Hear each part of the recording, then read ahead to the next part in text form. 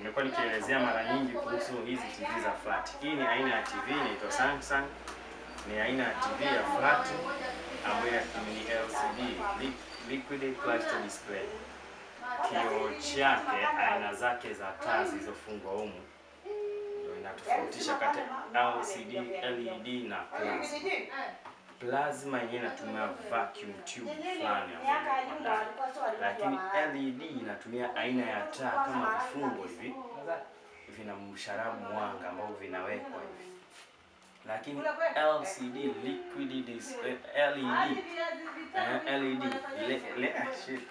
LED ya liquid emitting diode. Hiyo liquid emitting diode ni aina ya vitaa pia vinafungwa pembeni kumulika mwanga hivi.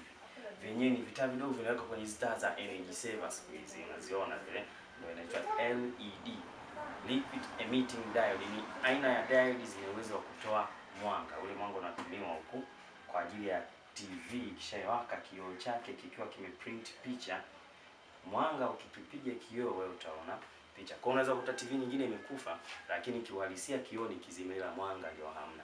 Kwa ufundi anafungua achezeje na hizo taa kurudisha mwanga. Lakini taa pia ziko nyuma ya kioo. TV kubwa inchi 60, inchi 45, inchi 52. Ufungue bila kuvunja kioo, bila taa umalize ufunge TV wake. Kwa maana wengi mafundi wanaishia kusema ni kioo, lakini kana unaweza dinga taa na TV ikarudi. Ni ule umakini na upeculiar wa fundi kufanya lolote.